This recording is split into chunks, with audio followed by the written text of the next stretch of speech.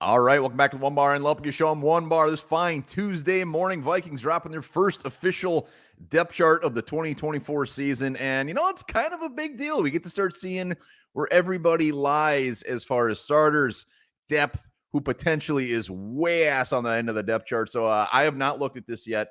We're just going to go through this live, give you my thoughts, and just go from there. Before we do that, remember, subscribe to the channel. We're almost at 12,000 subs, baby. We're like 60 some away. Hit that sub button, hit that like button, and comment below your thoughts on the depth chart. Here we go. So let's scroll through the fluff. Quarterback, here we go. Sam Darnold starter, no big surprise there. They got JJ McCarthy or Nick Mullins, and then Jaren Hall at the end. They did this, was it last year? We've seen this or a few times on Vikings depth charts, but no surprise there. I mean, they did list JJ McCarthy first before the or. So take that for what you will, but this will be one to watch. Rumor has it JJ McCarthy is going to get a long look-see in the first preseason game, and I hope that is true. So JJ McCarthy, we all want him to at least be that backup quarterback. I think he will. So no surprises there with Jaren Hall, tail, and the big question is, what will they do with Mullins if Mullins is the third stringer? Will they keep him? Let's go. Running back, yes, Aaron Jones, Ty Chandler, Kenny Nwangu, Myles Gaskin, Dwayne McBride. Again, no shockers whatsoever there. Dwayne McBride, at this point, the question is, will they even put him on the practice squad for me? Fullback, C.J. Ham. Receivers, let's do this. Jefferson, Addison, and then, yes, Jalen Naylor, Brandon Powell, Tristan Jackson. And then Jones. They love Jones, the rookie wide receiver. Trent Sherfield, Lucky Jackson, Ty James, Thayer Thomas. Lower than I would expect, lower than I like. I love me some Thayer Thomas. Ty James getting some love. So let's see. 1, 2, 3, 4, 5. So if they keep about 5 receivers, which is usually the number, maybe 6, the cutoff would be after Tristan Jackson. We're all going to see how this one shakes out. After Naylor and Powell, the next 2 guys is going to be one of the more fun ones to watch as far as who they keep. But Thayer Thomas, very low. Huh. All right, here we go. Let's go to tight ends. TJ Hockenson, Josh Oliver, Johnny Munt, Nick Muse, Robert Tonyan getting 0 love at the tight end position. Nick Muse even ahead of him, but really, again, no huge surprises. I guess I would have expected Tonyan to be over Nick Muse. When it comes to Hockenson being out, Tonyan would probably still make the roster, and if he's healthy, man, he can catch some balls. Tackles, we got Darius, Brian O'Neill, backups, Walter Rouse, and Q-Bear. Love that. No big shocker there. Q-Bear is a swing tackle, so he's pretty much the backup at both positions anyways. But Walter Rouse, got some high hopes for him as a potential depth piece moving forward. Blake Brandel, Garrett Bradbury, Ed Ingram, and then we got Michael Juergens backing up at left guard, Dan Feeney at center, Dalton Reisner, they're just keeping him at that right guard spot, and then Tyrese Robinson, Henry Bird, Spencer Rowland. Going to be very curious to see what they do with Dalton Reisner.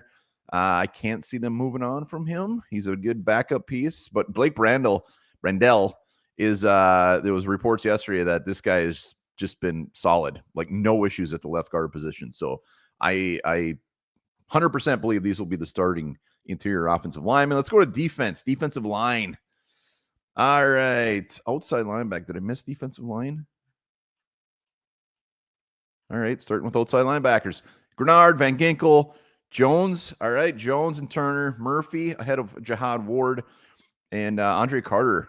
Owen Porter above Andre Carter. Andre Carter, maybe the love for him is starting to diminish with the Vikings because they definitely loved him last year. But with Ward, Owen Porter, he is getting rave reviews. So that could be a little bit of an upset there, but no big surprise there. Defensive line, Tillery, Phillips, Bullard. That's what we expect. James Lynch, Ginger Snap. That a baby. Ja'Kalen Roy, Jonah Williams, Levi Drake Rodriguez, a little bit further down than people probably want to see him, but it's probably valid. Again, this is the first depth chart. Tyami, Manoa, a couple guys that we really like. Probably most likely practice squatters. But defensive line, I got to be honest, I'm surprised James Lynch is that high on the depth chart. Inside linebackers, Cash Money, Ivan Pace, Grugier Hill, Asamoah, Dallas Gant guy I love, and Jabril Cox at the end. I actually had Jabril Cox making the final 53 on my projection, which I could look like a fool for that. But Asamoah, the man's having a camp. There's guys that needed to step up like him, Booth and Scene, and Asamoah so far is the only one stepping up, and it appears to be paying off.